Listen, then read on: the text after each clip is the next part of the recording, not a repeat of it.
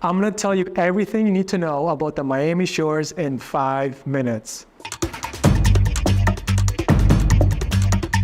Hi, my name is Peter Giannikopoulos. I'm on the David Siddons team.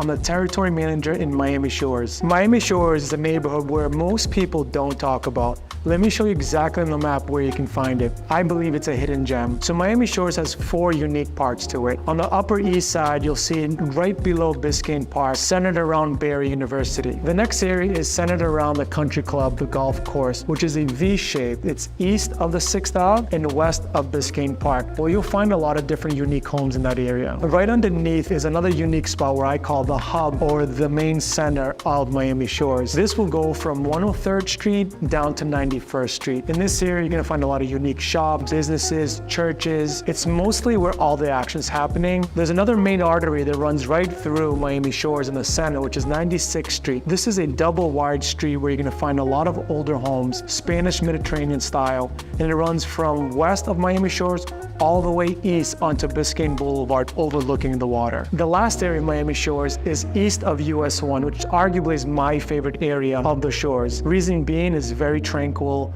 calm. There's an ambience feel that is perfect for families when they're walking their kids, biking, walking their dogs. In this area, you're gonna find homes that are dry locked and homes that are on canals in the waterway. This area is some of the most sought after area in Miami Shores because of the location, right? You have homes right on Biscayne Bay overlooking the water that are looking the Indian Creek Islands, also the Normandy shores. So you get a view of also maybe of Miami Beach. Why are people moving to Miami Shores? Well, I think there's 3 main reasons why people are moving in Miami Shores. Number 1 being that it's still a very affordable area. The second reason is it's great for families. There's an abundance of families with kids walking their dogs, riding a bike, just going on leisure walks every single day because of the array of parks in the area. All the neighbors know each other. Most residents have been there for 10 plus years. This makes it an area that most people desire to be. Another reason is that it has top-notch school systems.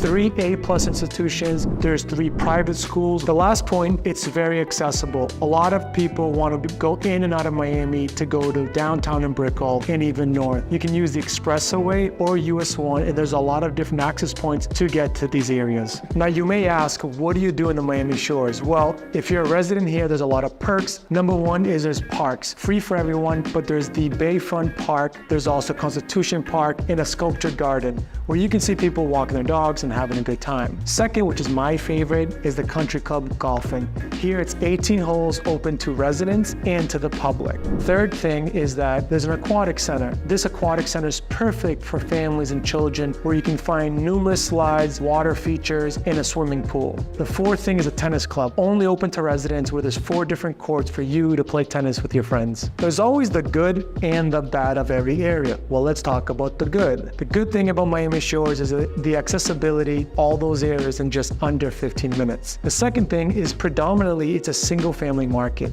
You're not gonna see a lot of condos or multifamilies. Now let's talk about the bad. There's not really an area where there's trendy restaurants and places to go with your family. Other than a few shops and restaurants, there's not much compared to Coral Gables, Coconut Grove, or Pinecrest. The other is that you're gonna find a lot of older homes that need much renovations. Now let's talk about the numbers in the shores. Prices have skyrocketed, obviously, since a couple years ago. Reason being is a lot of people desire to live in the Grove and the Gables, however, just can't quite afford it. So the next area is Miami Shores, and that being is because families want to be in areas. To give you an example, east of US 1 on Biscayne Boulevard, those homes you'll find some on the canal and on the water overlooking the bay. They can go from 3 million all the way up to 4.5 million. In the hub in the center of Miami Shores, these are a little more affordable, where the price points are going to be around 1.3 to 1.4 million. Now when you compare this to other areas like Coconut Grove, the Gables, Pinecrest, those price points you probably on average have to enter for $1,000 a foot.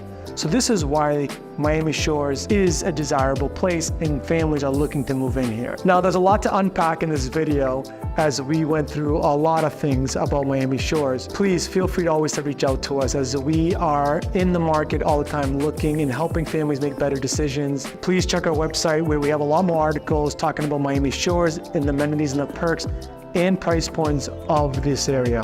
Again, I'd love to hear from you and thank you for watching the video.